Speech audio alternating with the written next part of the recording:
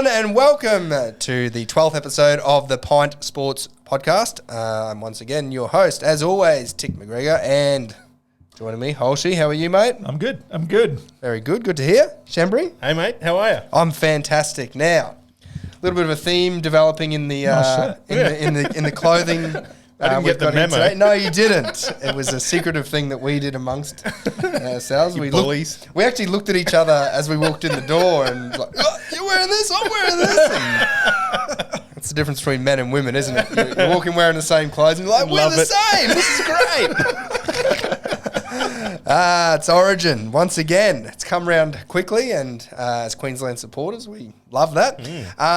We're going to kick off today with a brief chat about the Queensland Origin team, which has been selected. A few small changes there. As of time of recording, New South Wales team hasn't been released. And then we're going to jump into something a little bit interesting as far as an exercise in picking a unique Queensland team. But first of all, what do we think about the changes to the Queensland team, Shembry? Well, I think the three changes that have been made are only due to injuries. So yeah, they were forced changes, I guess, and happy with the selections. I think Billy's. So who have we got? So Selwyn Cobbo's out, and he's been replaced by Xavier Coates from Melbourne. How did you feel about that selection as far as Coates is concerned? I'm a little bit of a unusual beast, I think, with Coates.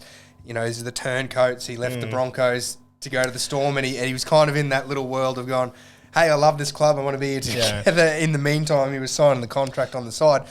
I don't know if he's really kicked on as such at Melbourne as well. Yeah, that's an interesting way to look at it. I actually thought he was unlucky to miss out on the first game. Okay.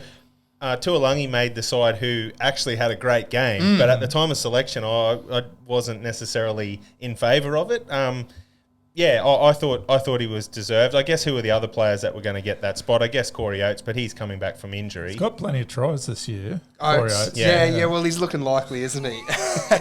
He's on the other. You know, if you're bringing Oates in, you're then swapping Tuolangi over to the other wing, and it kind of throws things out. Yeah. The other shout is maybe Dane Gagai, but have we already moved past him after one game? Yeah, well, I don't think they're going to go backwards with that now. I think he's going to stick to his guns on what he's done. Philip Sammy, there was that young Khan Pereira from the Titans as well, who's scored a big swag of tries this year. So, a big swag of tries. Ryan Rogers picked him. Big swag. Ryan Rogers has got a big swag. That's a little side note. I guess maybe he is the right option in that regard, that there isn't too many others. I just don't think he's a very good football smarts kind of player. He's got a lot of those brain fades in him. He'll do us proud. I know he'll do a good job. And if you look back to the year he debuted, that interview he gave after the game was pretty special. He was just like a kid in a candy store kind of thing. How good's this? The second row change was Tom Gilbert out with the shoulder injury from game one, and he's been replaced by Jeremiah Nanai. Yep, I think that's a surprising pick as well. I thought it was as well. So he's actually had a very quiet year this year, and he seems to have made the side on the back of one really dominant performance when he came back from suspension against Melbourne. I thought Kafusi was going to get that position, but again, that's the decision that Billy's made. Yep. So yeah, back Billy. Yep. Always back Billy. And then the last change was Jai Arrow, who got injured in the South game after the State of Origin 1, and he's been replaced by Mo Fotuaika from the Titans. Yeah. And he did quite well when he played for us a few years ago as well. And I thought he was unlucky to miss out on game one as well. Yeah. So, well done. So he was in that little bunch of good players that we had, along with Horsburgh. So is Capewell in the boat as like Gagai, where they've said... I hope not. Capewell's not old enough for that just yet. He was the one that if Kafusi didn't get in, I thought would make it. So he's actually quite a long way down the pecking order, it seems, which on face value does seem unfair. He's been a pretty good player. So. And very versatile as well. Yeah. So, but, when you think about Capewell, even lately for the Broncos, he's starting to play this second row role and then moving into lock to bring Brendan Piacura on. So I don't know if that's just a changing of his whole philosophy and how he's playing. I don't think he's been overly good for the Broncos. Okay, yeah, so you'd know that better. So the other one I was hoping for, but that's just the Canberra fan coming out at me, was Corey Horsburgh, who's made it as 18th or 19th man, and I think he'll be better for the experience. He's had a great year this year, and I think that energy will Is he still quite young as well? He is, yeah. I don't know exactly, but he's fairly young. But he brings a great energy to the Canberra side. Good passion about him, doesn't he? And I think being in the Origin scenario will only help him when he gets back at Canberra. So I'm really happy with that. Yeah. And the 18th man has gone to AJ Brimson instead of Tom Dearden. I think he covers a lot more positions in the case of that HIA or whatever, if he's activated. He covers a bit more, so that's good. But Billy's had a lot of selection headaches. Yep. We've also had a lot of selection headaches. We've decided to go with picking a Queensland Origin team. Now, if you look at the overall selections of Origins, you'll notice that Queensland, we tout this loyalty card pretty heavily. But there's a number of players who, for whatever reason, don't rack up those big numbers in Origin. So we've decided to pick our best Queensland team based on number of games played. So 10 or less than 10 games played, you're eligible for these Origin teams, for the selection in the team. So I floated this idea a few weeks ago, and we've been furiously working on our teams over the last little while, and we've had some brief discussions about them, but we're keeping these very closely guarded. I've got mine folded up here so no one can see. All right, what the format that we're going to do it is, first of all, we're going to reveal our back five and then go from there. So let's kick off with you, Chambry. Who's your back five? My Queensland side, based on less than 10 games. My fullback, Matty Bowen. Wingers, Lottie Takiri and Israel Folau. And my centres, Willie Tonga and Chris Close. Oh, nice pick. Holsey, what have you got? Okay, well, Matty's very, very close to me. Now, I didn't pick Matty Bowen. I picked Carmichael Hunt. Now, Matty Bowen is a more skillful player. Okay. But I just wasn't sure if Matty Bowen could stand the test of the 80 minutes with the scale of defence required for a State of Origin game. Did Bowen play an Origin at fullback? Good question. Yeah, I don't know. I have a feeling he may have played one. If he did, it might have been one or two. He played most of his games as a utility player off the bench. And also because he is so dynamic as that versatility player. He's almost like, even now, he may have played less than 10 games, but when you think of the best utility players for Queensland, like you're probably thinking him, Ben Hunt. Yep. I also went with Carmichael Hunt as my fullback. There's no secret he's got that toughness about him. He's got that physicality. So he obviously didn't play as many Origins as he otherwise would have because he left for greener pastures. So I actually have Carmichael Hunt, and that's my only change to what Matty. Oh, nice. I went to Kiri and Folau. I just think you need those big wingers, and both those guys are dynamic try scorers as well.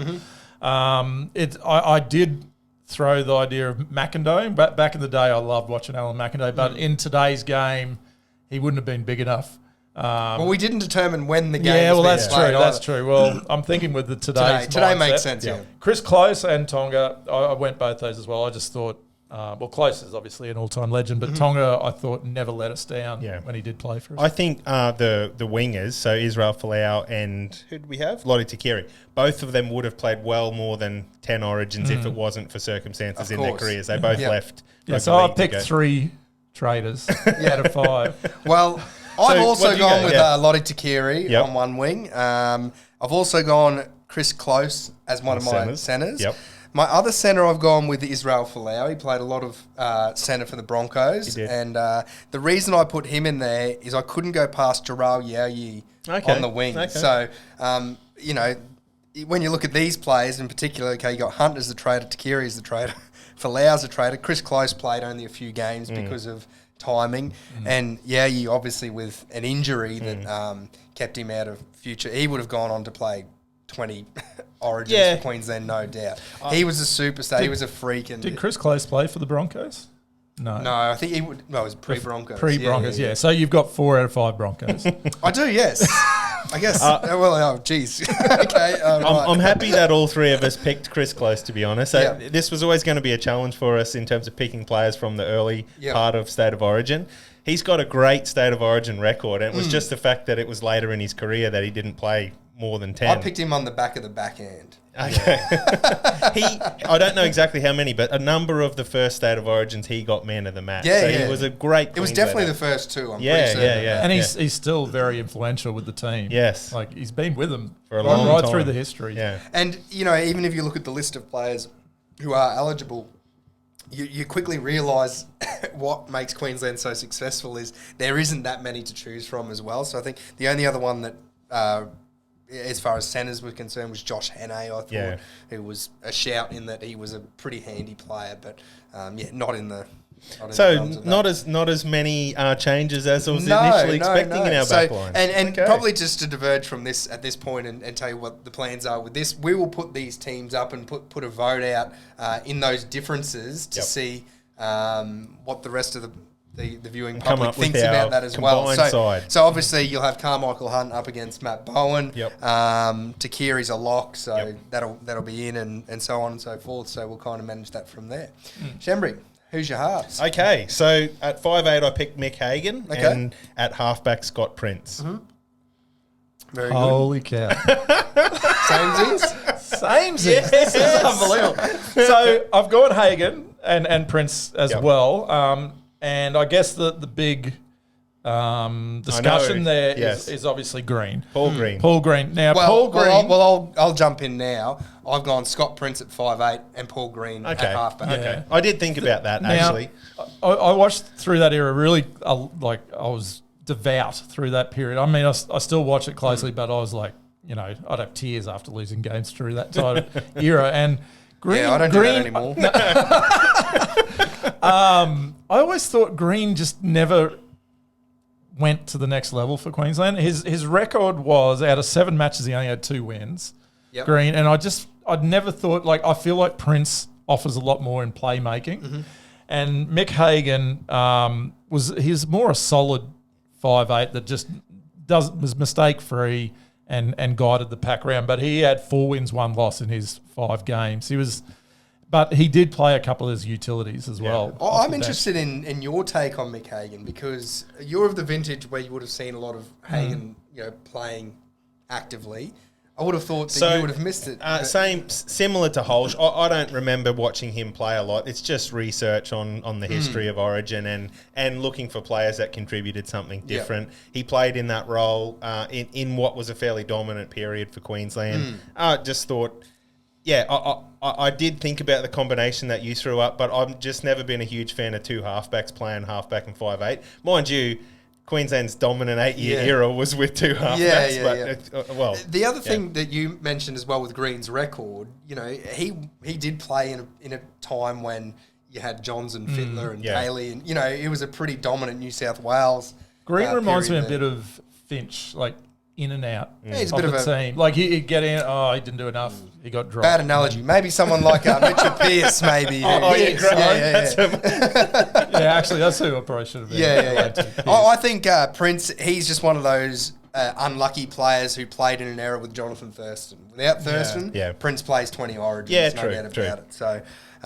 once again, we got some crossovers there, some exacts. All right, you might as well just name your forwards at the same time. You do your forwards first. I'll do my forwards first. All right. So I've gone with, all right, I don't know what numbers we're going with it, but I will lock it in across the board. Artie Beetson's one of our props. I think that's pretty certain that we would have all had him at prop. And I think it was the first time we discussed this. We went, there's going to be some certainties, and we all basically went, Artie Beetson's there, and there's nothing you need to say about Artie, so he's a lock. A prop, sorry. My hooker, I've gone with Kerrod Walters. My other prop, I've gone Martin Lang. Second row, Peter Ryan and Gavin Cooper. And locking the scrum, I've got Kevin Campion. So heavy Broncos influence once again in those. Well, Peter Ryan and Kevin Campion. But I think Peter Ryan was a fantastic player for the Broncos. Real tough, one of the greatest defensive players of all time. Big hits. Yeah. He was renowned for just lining someone up once again. If someone has a better head for Origin than Kevin Campion, I don't know. But he was just another one of those real tough footballers. So I think he, actually, I don't know why he didn't play more Origins. He was a good footballer for the Broncos, the Warriors, and the Cowboys as well. So that's my forward pack. I'm pretty happy with it. Okay, I'll go. Go, Holsh? All right, so obviously Arthur. At hooker, I have Jason Hetherington. I thought he always rose to 3 levels higher for Origin. Tough, but made lots of tackles, was always there when you needed him. And at the same time, I remember him creating a lot of tries as well through offloads and the like. So I've got Jason Hetherington at hooker. My other prop is Sam Bacco. Oh, nice. From back in the day. Once again, like just that glory era where he was a cult figure. What a moustache. Yeah, and he scored a few tries. I think he got like 3 tries. Like every couple of games, he'd pop up for a try. You think Winfield Cup, you think Sam Bacco, because you just think he's smoking darts, right? Like, he was Raiders, wasn't he? Sam Bacco played at the Raiders for a little bit, Yeah. Second row, now this might be a bit controversial, but I've gone Ethan Lowe. the best looking man in rugby league. Yeah. And I just thought his one game that he played was outstanding. It was. Even though I think we lost that game, but he was amazing. And he kicked for us as well, didn't he, in that game? yeah, I think he might have got 12 points or something. Yeah, I got a memory of him trying to kick one. Yeah. And I just thought his style, like if you picked him in his prime, like he was still quite versatile, could play long minutes. He was just that origin sort of back rower. So I've got Ethan Lowe, and then my other second rower is Brian Niebling, which is also from back in the day, the Gene Miles days and that. And he was a very solid second rower that never let Queensland down in those early series with Chris Close. My lock is David Stagg. Okay. You always need someone there that's going to make 50 tackles, and David Stagg is that guy. You're Gary Larson type. Versatile player as well. He could shift around the back line if needed. Yeah, so that's my forward pack. Not bad. A bit thin there once again in that second row lock stakes, I think. Again, it was just that was the hardest part to pick for sure. I'll throw mine up, and it's interesting listening to the 2 forward packs. There's a lot of variance between all 3 of us. I don't think that's a bad thing. It was just it was quite a difficult process. So Artie Beaton, as we said, I had Kerrod Walters at hooker as well, but I did really struggle between him and Jason Hetherington. So I thought yours was a good pick there. Who else was there? Matt Ballon. Johnny Doyle. Jake Friend. John Doyle. Doyle. Jake Friend. Yeah. So there's a lot of Wayne Bartram. really capable hookers in there. Yeah, but Hetherington was just an animal. He was a good player. And why Kerrod Walters, I'm not actually sure. I even listening to it, I started going through it in my head again. I probably picked him on esteem more than anything. Yeah. When I was a kid, Kerrod Walters was my favourite player. I had a poster of him up on my wall. Yeah. But I had a poster of Tony Holtznagel. In his Queensland jersey. I still got it. Still fits. I still remember having Kerrod up. I got it laminated, put it up. Can we just quickly go back to the jersey? You've been on the health kick. Yeah. It's a medium. A medium. And it fits. Look at amazing. it. When I pulled it out, I was like, this would be an XL. Yeah. Because that's what it would have been about that time. A medium. So if someone owns this...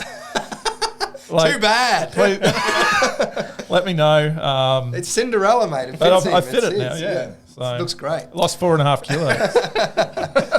All right. So, okay. Continuing, my other prop is a little bit different here. Daryl Broman. I went Daryl Broman. The big man. Yes. So Broman only had a short Origin career. I think he only played 2 games. 2 games, yes, but And one of them was pretty famous, It was very famous because he ended up with a shattered jaw. Okay, second rows. Now, second rows, the 2 picks I had, both of you didn't select. I'm really happy with my second row, just quietly. Neville Costigan and Ben Teo. I think both were axes. They were good edge back rowers that did play in the middle as well. Yep. Good ball runners, good tacklers. I think they were super. And then I had Kevin Campion as well. Very nice. Yeah. Good choice. Good choice. I'm very happy with my second row. I'm pretty happy with it too. Yeah. And so you guys didn't have any of mine apart from Beatson? No. Neither of you. No, but I'll tell you why. Well, not exactly, but yeah. I'm pretty happy with your second row because I'll tell you my bench right now. Right. I've gone with, as far as my forwards, and we'll go across the board here, I've got Neville Costigan, Ben Teo, Sam Bacco. Yes. And then I've got the super utility, Matty Bowen.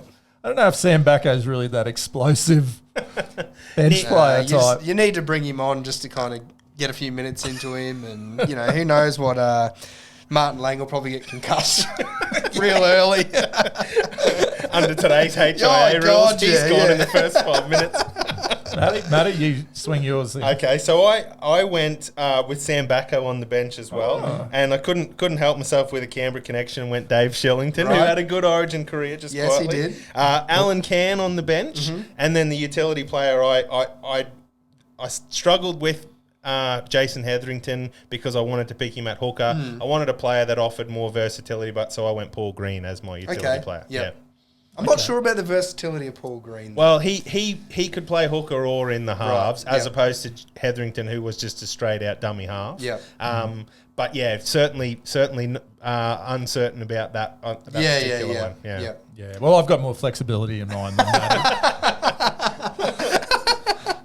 So my interchange, Matty Bowen. Yeah, good on you. Wayne Bartram. Okay. And Wayne Bartram could play second row lock as well. Yeah, he could. So you had him at hook. He could cover a number of positions in the forward line. Then I got Gavin Cooper. Yep. And of course Alan Cann. Okay. Yeah, Gavin Cooper was a good shout there. Actually, I picked him. Of course it was. I forgot about that. Who's kicking goals? Scott Prince, maybe. Yeah, well, got Prince. It's funny because I had Matt Rogers in right up until the last second because I was looking at it, I'm like, I still want Folau in there. Like, initially, I had my halves as being Prince at 7 and Rogers at 6. Obviously, his Origin career was heavily wing-based, but as his career went on, he moved into the 6. So that was a consideration I had as well. But there's not really many goal kickers there at all. I think Princey would be you've got. Princey would be the kicker, I think. Yeah. Who was a good goal kicker, by the way? Absolutely. Yeah. You could pick Wayne Bartram. You could send him Bartram. Yeah, one who you can take 20 minutes of kicking. Versatility, that's what I mean. Well, it's interesting there looking across that. Most of our players, once you get to the forwards, it is a bit more wishy-washy, but there is a lot of interplay there between the benches and the forward packs as well. So I don't think there's too many there that you'd shout someone down for, or I don't think so. No. When you look at the list, there's not. I don't think there's too many names that we've missed. I'm excited to see what our fan base combined side is with ours. I think it'll be pretty cool. It's a great exercise, something different to go less than 10 games because. Yeah, it's quite challenging. And we were going to do New South Wales, but sifting through the list of 4,000 players has been hard. If we'd done it, mine just would have been full of Canberra players. There's a lot of Canberra players who played one game. Terry Campese, Monaghan.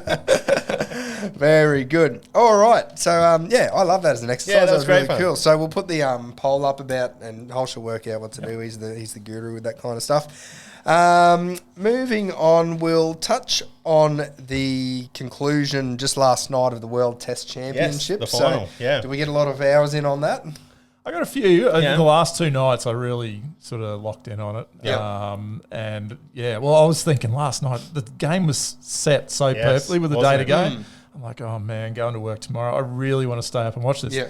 Luckily, we just pummeled 9:30 it was all. I was putting my daughter to bed and then I heard a bit of a shout. And, because most of the match, very Indian heavy crowd. You kind of went, oh, something's happened here. Walk out, Boland's got a wicket. I'm like, okay, go back in there. I'm like, two balls later, I'm running back out like, oh, Janae's just gone bowling again. And I just fell asleep just before, I think, was it Stark they got someone given out to a leg side keeper catch. Okay. And then he reviewed it, and then I think it was 2 balls later. Yeah. I think I fell asleep at that moment, and then 2 balls later, obviously Lyon wrapped it all up. So pretty dominant win in the end, and we were on top from the start. India definitely did fight back. We were on top early. Oh, yeah. At lunch on the first day, 3 for 70 or whatever it was, you went, I thought we were still on top at that point. Yeah. We lost that wicket just before lunch that kind of... Sorry, it might have only been 2 for. Maybe the third wicket fell straight after lunch. Yeah. Okay. But whatever it was, it was a bit in the balance. Losing the toss. And then to wake up the next morning at 3 for 330. It's like, wow, what's going on? What an innings by Travis Head. Wow. That's just dominant. Yeah. And, Smith did what Smith does, but that was just an amazing innings by Travis Head. Did you see that post about... the Travis Head century was the least controlled century in cricket history. Wow. It was like I don't know how they work it out, but it was like 69% in control over his innings. And it was funny because you put that comment up the other day, I think during the innings, saying, wow, in between the fours, he looks a bit rough. Oh, yeah. And maybe, but I think the guy that came second or third was Indian opener from about 10 years ago. The chunky. Oh, right. Okay. Brenda Saywag. Who's Saywag? Yeah, Yeah, okay. Saywag I think had like number 2. Right. I'm like, makes sense. But you know, they're goers. Yeah. Yep. And entertaining, Yep. great for Test cricket. It was. God, yeah. It wasn't a slogging innings. He played some really nice shots. Yeah. I mean, like, he just went after the ball, but He just had a lot of those. Lands in the right Yeah. spot, and then he just hit a powerful 6 Yeah. off an odd shot. And straight down the ground, but he looked really good. So, yeah. He makes us a better team. Oh, absolutely. All of a sudden with him and like even Green in the side and that, we just got that spark back. It felt like a couple of years ago we were just going a bit stale. And all of a sudden, it feels like the energy in the Australian team, like we're dominant again. It's been a while since our middle orders had a bit of starch to it. Yeah. I think Like, it in also... particular with Carey as well. I was about to say Carey as well. yeah. So if we've got a wicketkeeper coming in at 7 that can scrap his way to 100 runs a game, we're going to be in very They good would have positions. got 40 and 60. 40 and took 60, him. yeah. And he kept really well. He too, did, yeah. What I watched anyway. So, man, yeah. I'm excited. But- so excited. but- to yeah, be it's really ramped up It for the is. Ashes. But It's to a be- little taster, and you went, To be I fair like to it. India, they really did fight back into the match. So at the stumps on day 4, so what, we'd set them 440 and they were 3 for 160. So the day was set for a... Did you get a little bit of that PTSD from those last? Yes. Because the last few games Absolutely. against them, that's happened. You It's know, the ones We've in Australia. We've knocked out Yep. the top order, Yep. and then Someone, Jadeja Wags, yep. and you know who would bat really well? Someone like Ashwin, for example. Or- If they'd picked a guy like Ashwin, might have been pretty good. But yeah, they fought back. But that early session on day 5, well, that section of the play where Scotty Boland just did what he does, Yeah. and that just took the life out of India, Yeah. really. So They well had done. so many starts, like Yeah. 40, Yep. 80, but no one went on and took the game. And that's the difference. Well, actually, the second and third sessions of the first day is the difference. Yeah. You know, from that point That's on, right, yeah, they yeah. were chasing us, Yep.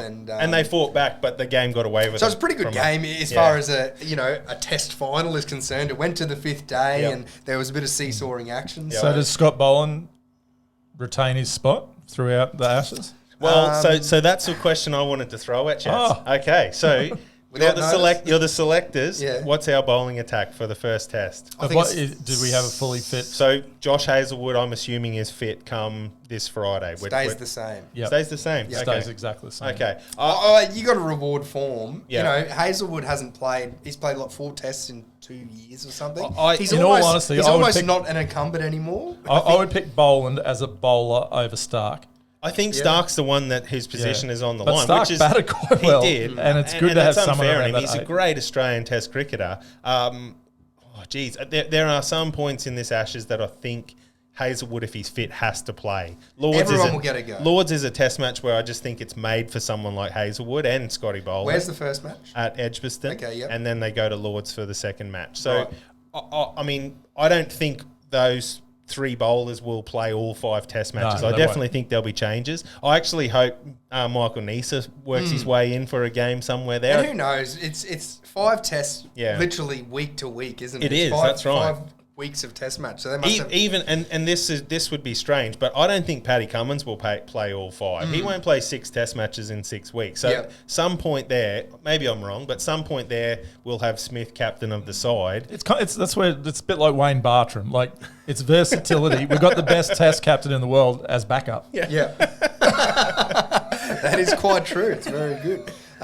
Bats, obviously, injury barring, will have the same batting side, lineup. yeah. 1 to 7 through the whole Test. I think they're at a point now where David Warner's going to play. I probably wouldn't have him in my side, but he's there. and Who so- would you replace him with if you didn't? Well, Marcus Harris? Renshaw? Right now, I think it's a challenging one. They've picked the squad around David Warner playing, so Yeah. I think because Renshaw and Marcus Harris are the 2 spare batsmen. I think he's there. So while he's, Yeah. We we've just got have to to this get point, behind him, he's yeah. there. You know what I mean? And that's, I think I think it's Renshaw though. Yep. Like I think those conditions suit Renshaw. Yeah. So India was tough for him. Oh, of course, yeah. Well, let's then jimmy this into. Yeah, okay. We've had a bit of a discussion about it. What's our tips for most wickets and most runs? I think we were talking about the bowlers a bit. Let's start with most wickets. Righto. So I think we've spoken about a few of those things to consider there. Yep. Is fast bowlers aren't necessarily going to be playing the whole series. So I've gone with Nathan Lyon on that basis. So have I. That's why I was laughing. On the same basis? On the same basis, yeah. He'll play all 5 Test matches. Yeah. And I think he complements our side by bowling a lot of overs. And I think the way England's played recently, they'll go after him, which will create chances for wickets. Yeah. The fact that he's going to play all the games and I think they'll go after him is why I'm picking him to be top wicket taker. Who have you picked? I've gone Cummins. Okay. Right. He would have been my second. Yeah, shout. same. And I just feel like English wickets and his line length and if bounce. there is a He fast bowled- bowler that's going to play every game, it is Paddy Cummins, Yeah. based Well, on the that's- fact that he's the captain. So That's what my thinking was, but then you just got me double guessing myself. I messages the other night when Yeah, Cummins I was was bowling, thinking this. and he was just bowling fierce. Yeah. Like, he was bowling against I can't remember his name, the tail ender who put up a bit of a fight there. And he was Takur, he was getting stuck Wasn't into him, he? hitting Yeah. his arm, and then 2 balls later hitting the arm again, and it was just electric. I love that kind of test match He cricket. didn't get a bag of wickets throughout the Test match, but he looked dangerous. He looked intimidating at many points throughout that Test. The player that I really wanted to consider picking was Ollie Robinson, but he just never seems to get the overs that he deserves. Yep. I feel like he's their most underrated bowler, and he comes on and takes a wicket. I think his fitness is the question as well. Yeah, okay. I do agree with you. He is a good bowler, much better than he seems to get the opportunities for. But So let's spitball this, because the other side of it is, okay, we've discussed the Australian bowlers. Yep. In the considerations for who's going to take the most wickets, you look at the English bowlers. So who is their attack? And they are probably less likely to play the full complement. If you've got Broad and Anderson in there, they're getting on a bit. And Anderson's openly said he won't play all Test matches because he's old as shit. So it wasn't his quote, but it's interesting you say that. so who's their spinner as well? Is Well, Moeen I think Ali? Moeen Ali's going to play as a spinner. The one that So I good. don't think there's been much talk about, when you go back to the Ashes here in Australia recently that we won, their best bowler was Mark Wood. Yeah. By far. He was an intimidating bowler for our batting lineup, particularly at Hobart. But, I mean... But do you have the confidence that... He'll be do you have lucky the to play confidence 2 that they'll games. pick... they'll pick him for the full complement of the No, Test not match? at all. So then who is their full-strength bowling lineup? Good question. Is it Ali, Anderson, Broad... and Ollie Robinson. I Yep. think that'll be the Overton, side. is he... No, he's not in the squad, Okay, I don't yeah. believe. Stokes bowl. Well, so there's a lot of talk about his injuries and whatever. Stokes just reminds me of that sort of player that's going to stand up when it matters. So if Australia's on top and they need to fight back, he's going to grab the ball and bowl an 8-over spell somewhere. I feel like his can't standing believe up he's is not more gonna- batting based though. Yeah, than I just bowling can't based. believe that he's not going to bowl all Yeah. Ashes. He will bowl at some point. He's just that sort of player. Yeah, especially if it starts getting a bit like dragging Matches on, Yeah. no wicket. Yeah. He just always brings himself on. Yeah. All right, so... It's interesting. So, but yeah, we've and this may be the fan in us, but we've gone for 3 Australian bowlers. But I think we've explained why we're not Yeah. going the English bowlers as well. So then moving on to the batsmen, I've gone with Joe Root. Right. I don't know, just a bit of a throw it out there, a bit of a hunch, I suppose, Yep. that he hasn't had a dominant Ashes series ever. He's playing at home. The stats, I think, in the last year, he scored 1,000 runs or something in the last calendar year. So he's obviously back in touch. Yep. The English batting lineup, I don't particularly see as being overly strong. I mean, it's not a game where you take runs off other players or anything like that. But yeah, I'm just going with Joe Root, just on a bit of a throw it out there. And also, after the Gabba Troopers test a few years ago, I saw him and his wife getting off the ferry after we'd knocked him over. I said, "Unlucky, Mr. Root." And he said, "Thanks, mate." I was like, "Oh, what a nice fella. guy. Yeah, really, What a guy. really liked him. I think For two reasons. Joe Root's a very safe selection, particularly from the Safe. England side. Can't The, be safer. the thing See that what he comes up the with. thing that Here we- concerns me about Joe Root is since they've started playing Bazball, I think he started to play in a way that's not his natural game. He's a naturally attacking batsman, but seen him play some quite loose shots to get out in some of their test matches. I'm changing my tip then. Which bamboozles me because you'd think just having him just to Yeah. play what he plays Just is play your perfect way. for everyone else Exactly, to play yeah. baseball. Easy to get caught up in it though. When everyone's hitting sixes Yeah. and you're at the other end. Oh, shit, that looks fun. Holsh? Or do you want me to? No, you can go. Okay, so I went with... Well, Steal it. It probably is. Who have you got? I'm going to go Max Homer. So I really wanted to pick Usman Khawaja. I love Usman. He's one of my favourite players at the moment. I just think opening the batting in England is tough going, and we saw that even in the Test Championship final the other day. When the ball did anything, it was early on. So I had to say no to Uzi. Sorry, I went with Steve Smith. It's the safe bet. Yeah, safe. You said Joe Root was a safe option, did he? Okay. Oh yeah. Hey, Steve Smith. Yeah, I guess Steve I'm on Smith's the chase, a bit out all right? there, isn't it? I'm on the chase. I need to get my way back. Take a risk. Yeah, Steve Pick Smith. Boland. My risk would have been Cameron Green. I think he's the smoky to score a lot of runs this series. But You didn't say that for the IPL. I wanted him to be. The reason I didn't pick him was because he played too well at it. Now, Steve Smith, hard to go against him. What a player. Who have you got? Steve Smith. Steve Smith will do it. Will get the most runs. I think so. So I see this as a really difficult tip to get bonus point. Well, to chase. You know, there's realistically only a pool of say 10 people who can possibly do it, and then of that 10, you can whittle that down to maybe 6 or so that are a realistic. I'm sure there would be some double points for a couple of the high end English players for those that pick it, and they do have a great series. But I'm not risking it. Yeah. Not that Pretty it really much the matters. same. I'm coming nearly last. Pretty much the same. Just watch the way he batted in that first innings. He played second fiddle to Travis Head and still scored an amazing 100.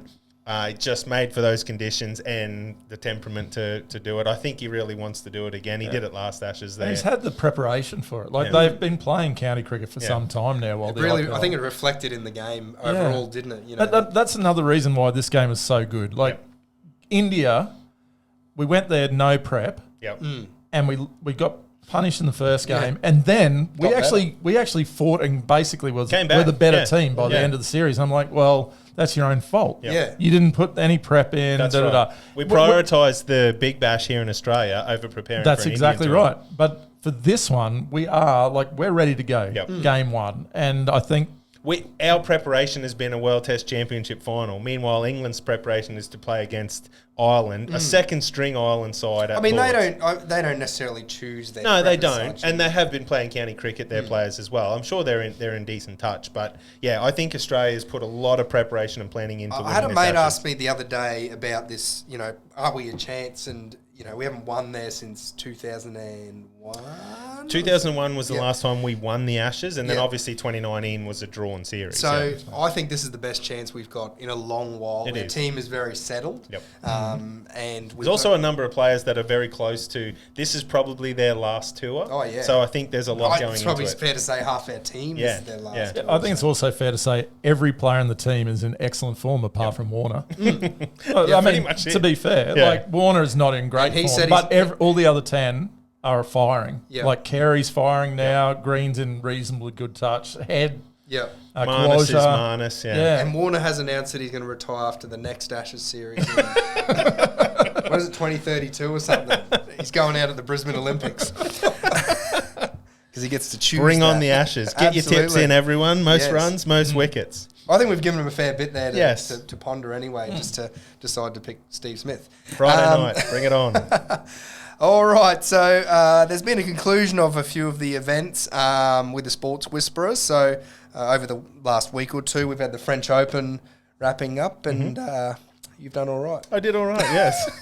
Held Sportsbet to the rescue. The double down worked, Double down got me 2 winners. So the supermarket, 20 points. The supermarket got through IGA, pretty easily, and Joker just swept the field. He did. He's amazing. Yeah. Not much to say about that one. Not much, no. As far as the tips are concerned, big numbers. Well, actually, Novak only had 35 tipping, which is quite low considering. Wow. I think there was a lot of people missed their tips on that one. Okay. Alcaraz had 61.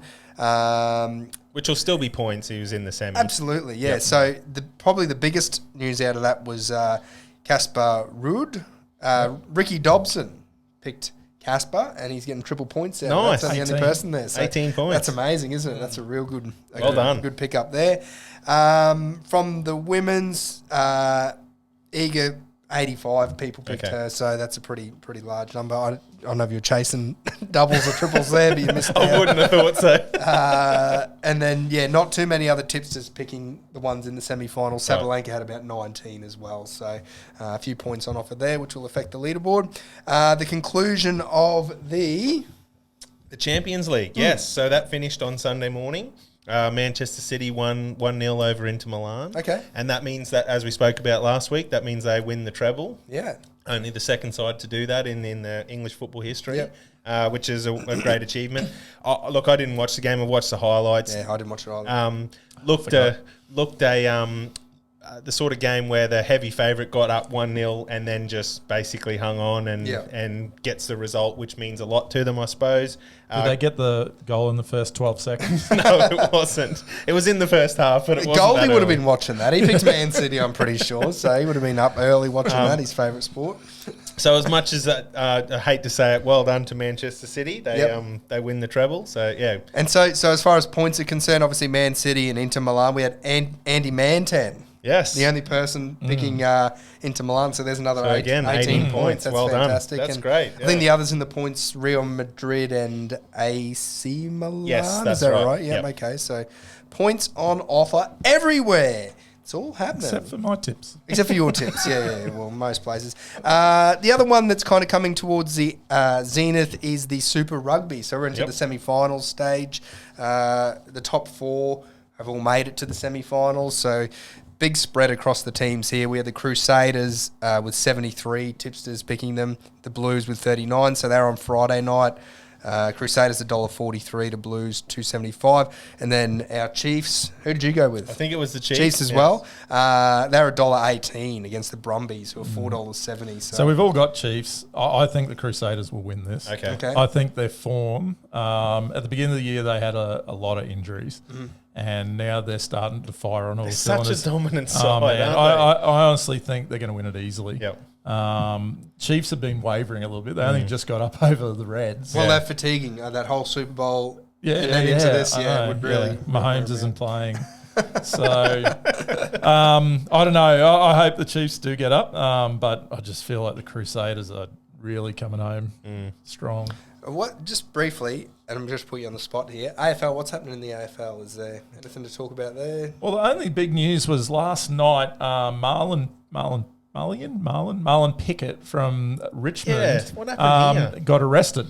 Oh, right. For waving a gun around or something. Well, when he was younger, I think when he was like 16, 17, 18, he was in prison, and then he came out, and then he was this mid-season pick, and then he played in the final. His and debut game was the grand final. Oh, yeah, he debuted in the Yeah. grand final and got player of the final. So he's this, he's basically gone from here to superstar, and he's been one of their consistently Did he get great the players. Norm Smith that day? Yeah, he did. Did he really? On Wow. debut. Yeah. Yeah. Wow. It was definitely his debut match. Yeah. Yeah. That is insane. In a grand final. Yeah. That is insane. Yeah, it's crazy. So, but then, apparently he has been arrested because they found that they triangulated some phone calls that was involved with $380,000 stolen from, I forget, it was like somewhere that's a currency centre, like yeah. Wow. So he got out on bail today, but it sounds like he is in a lot of trouble. And the worst thing for him is he comes off contract this year. Yeah, right. So it's looking likely that he might get kiboshed. Yeah, well, if you get the 380 grand, you don't have to pay your manager or anything, so it makes a bit of sense, doesn't He it? probably gets paid more than that a year. Oh, God, yeah. you'd think It's so. just like, I don't understand. And what about who won the big game today? The Melbourne Collingwood game. D's got up. Yes, right. Yeah, over the Pies. So the Pies' winning streak was snapped. I think the Pies were leading most of the game too, from what I saw. So Very good. Season's at a very interesting point. And what's happening with the V8 supercars? Nah. Well, Canberra lost.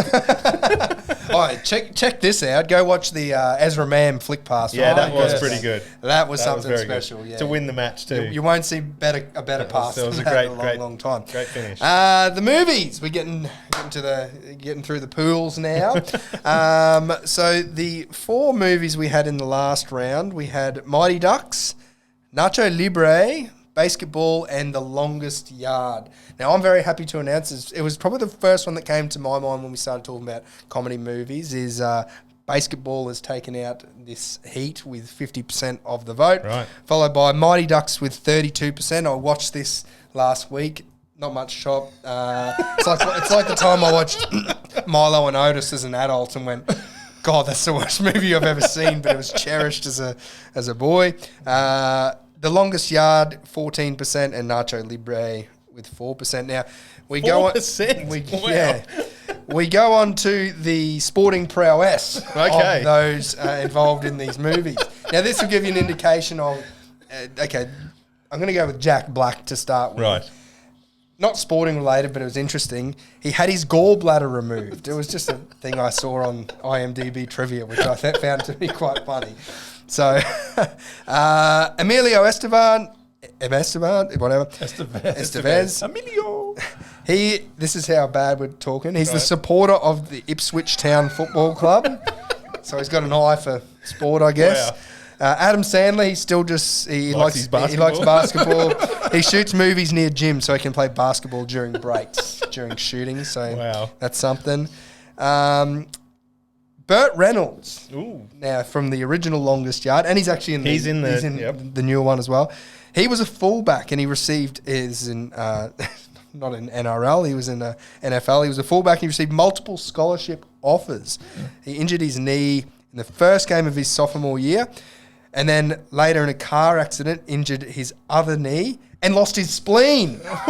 So heavy organ removal episode, this one as well. So gallbladder gone, spleen gone. But I've given the number one... So this is all prior to his acting career? Yes. Wow. Yeah. A lot of this happens with these American... They kind of go, I want to be sporting, and then go, I'm bad at this.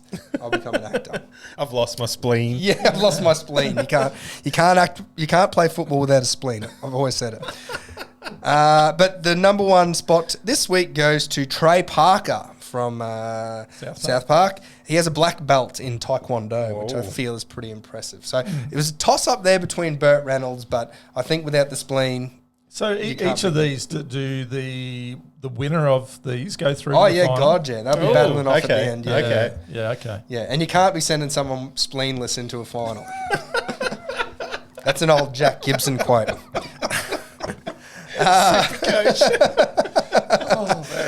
Next pool, Holshi, what do we got? Okay, the next pool, which I think is Pool E. Yeah. Pool E. So we're into the second half of the 32, finally. So the four sports this round are golf, roller derby. Yep. Oh, roller derby. That's not roller derby. We changed that. Beer drinking. Yes. Here we go. I'm an athlete. Yes. Baseball and dodgeball. Yes. I wonder what that is. Wow, this is a good pool. Yes. Yeah, so this is a strong pool, actually. And very, very, completely different styles, but classic in their own way. So Caddyshack. Yep. Beer Fest, The Sandlot Kids. Oh, wow.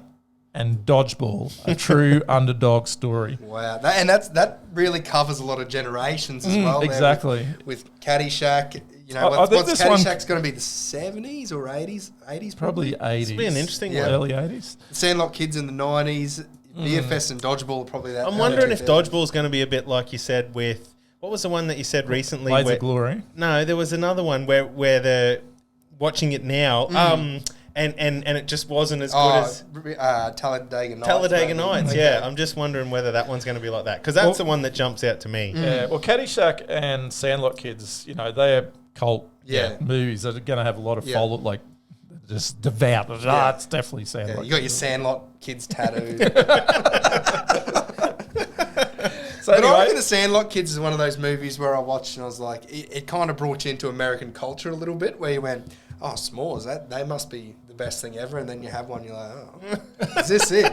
Give me an Allen's lolly any day, chasing some snakes. But Dodgeball was one of those movies for me, you're right in that hitting zone, the right age where you, at a mate's place hungover, you're watching those kind of movies. I actually have already watched it again since we started this. And it's, once again, it's like, there's the Purple Cobras and then the whatever Joes, Average Joes or something. Joes, yeah. no one's funny in the average Joes. Yeah, okay, they're average. But I mean, it's They're a not called the comedy. funny It's like, Joes. I mean, Ben Stiller is pretty good in it, and there's moments Yeah. that are really funny. But once again, I'm like, really? Yeah, like see- they got the pirate guy, Yeah. and I'm like, he's terrible. I don't know if the Sandlot kids might fall in that Mighty Ducks world as well, Yeah, where it's a great movie, but not necessarily a comedy. It's not Yeah. a side-splitting, laugh your ass off comedy. But Yeah. I'll watch that with the kids if it's on a streaming service near me. Anyway, I think this one could be one of the closest. Yeah, I agree. Of the Yeah, bills. that's a pretty good one. BFS probably stands out to me as the one at the bottom there, purely because I've not seen it. But it's I the, was it's the same. the I actually what is it, really wanna Thirsty give it a Lizard? Is review. that the name of the Super could be. Troopers? Super is it Troopers. that? Yeah, It's pretty those cool. guys, Oh, yeah. I definitely have to watch. Yeah. Okay. All right, that's pretty much the end of the episode. And Okay. when I say pretty much, I mean exactly because it is the conclusion. So, anything else to add? Looking forward to the cricket, obviously. Bring on the Ashes. Get your tips in for the cricket. Yep. And- I really want to do the podcast every week while the Ashes. Is Yes. okay, yeah. Bring it Well, I'll take my vitamins and stay healthy. All right, thanks guys for watching, and once again, keep tipping, keep drinking. Pew pew.